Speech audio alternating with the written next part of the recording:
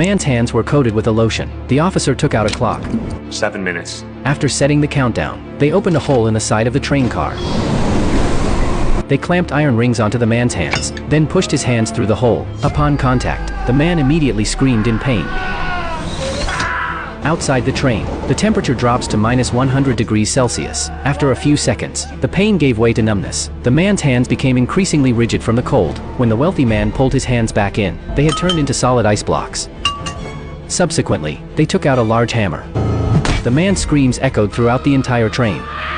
Yet no one dared to resist. This was a world of extreme cold, where humanity could only survive on this train. The train had been running continuously for 17 years without ever stopping. The rich lived in the front cars, wielding all the power and enjoying a luxurious life. They drank the finest wine, held parties, and used various entertainment facilities, their lives always rich and colorful. Meanwhile, in the rear cars of the train, the poor were packed together like livestock. The population was large, but their lives were extremely miserable. Their food consisted of the rich people's scraps, a ration called a protein bar. They had survived on this food for 17 years. Every month, the rich would select children from the poor to take away. Anyone who resisted was met with violent suppression, as demonstrated by the man at the beginning. It wasn't until one day that someone secretly discovered that these protein bars were actually made from dead cockroaches. The poor had never known what they were truly eating. Due to years of pent-up resentment, the leader of the tail section, Captain America, he was determined to overthrow the rich. To start the revolt, he collected a pile of iron barrels. On this day, the soldiers came to deliver food again. They opened the iron door. The captain felt the time was right. With a determination to die, he rushed toward the soldiers. He grabbed a soldier's gun.